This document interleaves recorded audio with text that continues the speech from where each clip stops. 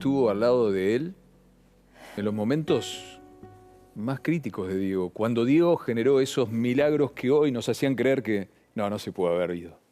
Estamos en contacto con el médico histórico de Diego Maradona, el doctor Cae. Doctor, muy buenas noches y ante todo me imagino que es un momento de mucho dolor para usted. Sí, aunque yo últimamente no lo veía bien, es profundo el dolor. Más que profundo, el dolor es un estado de conmoción el que yo siento, por una sencilla razón. En tantas salidas que hemos tenido con Diego, 33 años, y tantos altos y bajos que hemos tenido, y acaba de fallecer Diego de una manera insólita, que realmente uno trata de explicarse o de tener noción de qué es lo que realmente pasó, ¿no? Claro. Así que... Doctor, usted lo vio hace algunos días, fue a visitarlo al hospital donde estaba, a la Clínica Olivos, ¿no? Yo lo fui a visitar a la Clínica Olivos y no pude conectarme con él porque estaba dormido profundamente. En las dos oportunidades que fui estaba dormido profundamente dada la medicación psiquiátrica que había recibido, por lo que me pareció muy lógico dejarlo dormir y bueno, y esperar a ver la evolución de qué es lo que estaba pasando. Claro. Ahora, cuando vio que le daban el alta, ¿le pareció lógico con el cuadro de Diego? No me pareció lógico. Claro. Si Diego tenía que haber permanecido, no digo solamente en esa clínica, sino en un lugar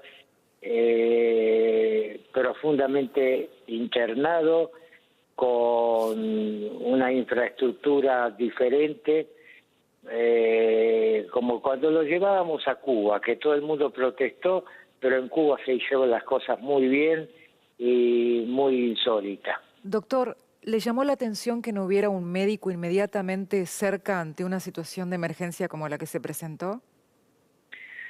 Yo no diría que estuviera cerca, sino que tendría que estar permanentemente en la habitación de él.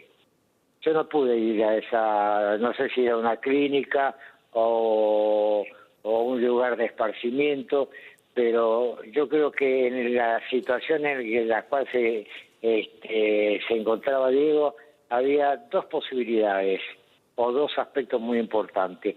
Uno, si la operación era lógica o no era lógica, que ahora con la autopsia nosotros podemos acercarnos cada vez más a darnos cuenta.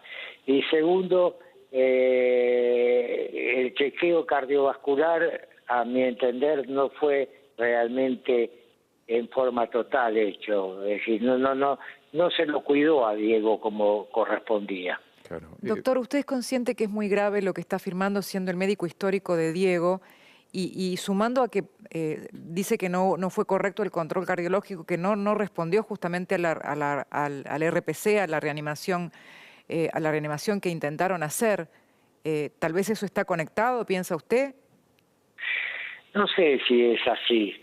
Lo que sé es que en ese momento no sé cuánto tardó el médico en venir de terapia con el desfibrilador, pero lo que sé es que ningún operado de cerebro, primero. Segundo, con el chequeo clínico, a mi entender que todavía no fue analizado en forma cuidadosa, Diego no tendría que haber estado en ese lugar. Claro. Eso es mi parecer. Claro. Le confirmo que era una casa de un barrio normal, doctor. O sea, era una casa. Diego estaba en una casa y a nuestro entender, y según la causa judicial, había dos asistentes. Es en San Andrés. Había una cocinera, un psiquiatra, los vigiladores y un psicólogo. O sea, yo le preguntaba hoy, mínimamente un enfermero, ¿no? Porque era una casa, una vivienda normal. Según lo que usted nos cuenta, Diego debió estar en un lugar con casi una atención permanente de monitoreo. Yo creo que sí, sobre todo en un postoperatorio cerebral, que tampoco supe por qué la urgencia de operarlo cerebralmente. O sea, tengo más que afirmaciones, muchas dudas. Claro. ¿Qué otras dudas tiene, doctor? La duda primero es por qué se lo llevó a ese lugar. Porque no sé si era una casa, no pude yo todavía analizar ese aspecto. No sé si era una casa o era simplemente un lugar de fin de semana. Claro. Doctor, usted está poniendo en duda algo que empezó a surgir esta tarde, que tal vez Diego ni siquiera debió ser operado. No era necesaria una operación, ¿eso nos quiere decir? No en lo inmediato, al menos. No sé. Lo que sé es que supe que una fracción de médicos, que por razones de ética no voy a dar nombre, dijo que no era necesario operarlo en forma inmediata. Y otro sector dijo, no, es urgente la operación. Honestamente, no lo sé. Doctor, había un gran desafío en este tiempo explicitado por los profesionales que se referían a la salud de Maradona, que tenía que ver con dejar atrás las adicciones, lo que sería el marco toxicológico. ¿Tiene dudas con respecto a los caminos que se tomaron para ese fin? O sea, en una palabra, usted me pregunta si la actitud de operarlo fue coherente o no. No, me refiero al tratamiento de desintoxicación que se estaba llevando adelante según habían explicitado los médicos. Si tiene conocimiento de cómo era y si está de acuerdo con el camino que habían tomado, si es que lo conoce. Del todo no estoy de acuerdo, porque recibí el llamado de un colega que no era médico, pero que era psicólogo y que sabía muy bien y era exclusivamente perito en la materia de la intoxicación, etcétera, etcétera. Y cuando yo vi la lista de medicamentos que estaban utilizando, me pareció prudente no opinar y simplemente decirle, durante tantos años, en tantos periodos de angustia y en tantos periodos de la parte de Cuba, pasando por Uruguay y pasando por todas las clínicas especializadas de acá de la ciudad, nosotros siempre empleamos este tipo de medicación, con éxito con esto y con no éxito con esto. Me agradecieron, por supuesto, el aporte, pero después no supe más nada. Doctor Cae, usted estuvo en momentos fuleros de Maradona, digo, de un Maradona que el entorno hoy nos dice, no, ¿qué pasa? Que Diego, viste, no quiere. En la época usted tampoco quería. ¿Cómo lo llevó? No. Porque usted fue que le dijo, mirá, la manera de salvarte es irnos, es ir a Cuba, es recuperarte, es curarte de la adicción a la cocaína. ¿Cómo era Diego para convencerlo? Cosa que usted lograba y evidentemente el entorno de hoy no. No era que yo lo lograba exclusivamente. En aquel entonces tenía un apoyo importante, en parte por Claudia, la ex mujer, y el apoyo también de su manager, que también ayudó. Y tercero, muy importante, Diego era mucho más joven, y cuando se ponía, como dice Guillermo Coppola, cuando se ponía la primera, inmediatamente arrancaba y era otro Diego. Después, en las veces que yo lo llevé a dos clínicas de acá muy importantes de la capital y a Cuba durante un lapso prudencial de no menos de 4 años, Diego era otra persona. Tal es así que cuando vino de nuevo a la Argentina, empezó con un programa de televisión, La Noche del 10, y ya era otra persona. Sí. Doctor, ¿cuál fue la última vez en la que usted pudo realmente hablar con él y percibir directamente, no encontrarlo dormido, sino percibir directamente cómo estaba Diego? Y no, yo diría que fue hace mucho tiempo. Yo diría que fue a partir de la operación de la rodilla, claro. Cosa que también era delicada, porque la rodilla, sabemos muy bien que hay que ser muy buen perito para manejar las rodillas de los jugadores, porque el 70-80% de mi conocimiento es que no andan bien. Y bueno, y en Diego que no haya andado bien, y encima que estaba con dolor permanente, y encima un estado depresivo profundo, y también una rotura amorosa muy importante, se sumaron muchos aspectos. Un combo. Que, claro, se sumaron muchos, que es difícil a veces analizarlo por separado. Claro. Doctor, también se hablaba en este tiempo de un estado depresivo profundo. ¿Le comentaron esto a usted los profesionales o las personas con las que se comunicó? Porque decían que estaba muy triste, Diego. Exacto.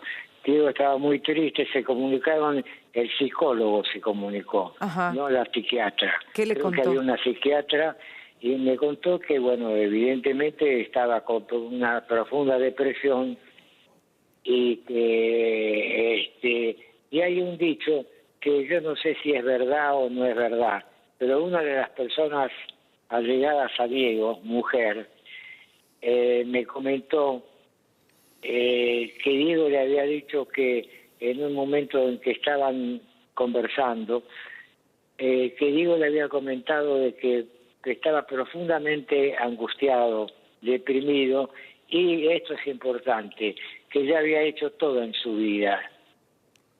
Claro. Y esa expresión de haber hecho todo en su vida no nos gustó. Claro. O sea, como que usted siente que él como que había tirado un poco la toalla. Se dejó. Yo creo que esa expresión es muy importante. No quiero dar el nombre de quién. No, está bien, está bien. Por razones obvias. Ahora, siempre usted lo manejó con un horizonte. Digo, o era ir a dirigir tal cosa. Así vivió, como con un motivo y un sueño permanente Maradona los últimos años. Hola. Sí, Maradona vivió con un sueño los últimos años. Es como si esos sueños se hubieran terminado el último tiempo. Estaba muy dolorido de la pierna. Segundo, estaba muy cansado y muy agotado. Y tercero, no había sido chequeado, digamos, en forma permanente y continua, porque pensando en que habría otra cosa más, porque hay que acordarse que Diego se operó de la pierna, tenía problemas hepáticos, tenía problemas renales y tenía 60 años. Doctor, cuando usted se refiere a la tristeza de Maradona, a la depresión que tenía, ¿él explicitó qué es lo que lo tenía triste, digamos? No tuve oportunidad de conversar con él profundamente y ya tenía el psicólogo y tenía el psiquiatra. ¿A usted le llamó la atención, la problemática para el habla que tenía Diego? Bueno, siempre me llamó la atención porque el problema del habla de Diego no es de ahora. Ya cuando estaba en Rusia por el hecho del mundial. El último mundial. El último mundial. Y ahí sí yo pude hablar una vez por teléfono con él a Rusia. Yo ya lo veía con trastornos de conocimiento y con trastornos del habla. Es decir, tenía problemas de dicción. Ahora, esos problemas en muchas ocasiones se le adjudicaron a la cantidad de remedios que tomaba. ¿Pueden salir de ahí o usted habla de algún otro problema que no se investigó? No, yo creo que Diego tenía problemas de adicción, pero al margen de los problemas de adicción tenía también ya ciertos trastornos cerebrales por alguna alteración vasocirculatoria del cerebro. ¿Y eso? Es decir, yo siempre decía, Diego no va a terminar bien. Si no se pone las pilas y no arranca, y tal es así que yo había pensado, porque el único lugar donde Diego se encontraba siempre en paz y en tranquilidad era Cuba. Claro. No es que yo sea hincha de Cuba, pero bueno, realmente ahí tuvimos una recuperación neta, con clima neto, con una fisioterapia permanente. Yo había pensado antes de fin de año de llevarlo a ese lugar. Doctor, usted sabe que muchos hoy en Argentina están en las calles preparándose para despedir a Diego como un ídolo. que ya es leyenda. Para usted, ¿qué era Diego en su vida? ¿Era como un hijo? ¿Qué era en su vida, Diego? Y Diego fue como... fue una admiración que yo tuve con Diego, por dos motivos. A mí me lo trajo cuando él tenía aproximadamente 20, 22 años, Sister Piller, que ya no está. Claro, Sister Piller. El primero. Y el primero. Y bueno, después vino Coppola. Guillermo. Y bueno, y con esa, digamos así, con ese empuje que tenían los dos, primero Sister Piller y después Guillermo, que creo yo que fue positivo en todo el periodo de él, creo que todo cambió después en forma, no digo de golpe, pero bueno, es difícil hablar. ¿Por qué? Porque cuando uno habla ya mezcla intereses y mezcla gente extraña y mezcla al Margen de todo eso tratamientos no efectuados. Fue difícil, es difícil. Además uno no puede dar doble por razones obvias. Entonces hay una mezcla que hace que Diego no razone bien o no embale su cerebro, o de pronto mezclado con el vino y mezclado con la droga y mezclado con otra cosa, configuró un trastorno cerebral importante, hasta que después cayó en esto del golpe de la cabeza, que no sabemos cómo fue y no sabemos qué pasó. Doctor Alfredo Cae, muchísimas gracias por estos minutos.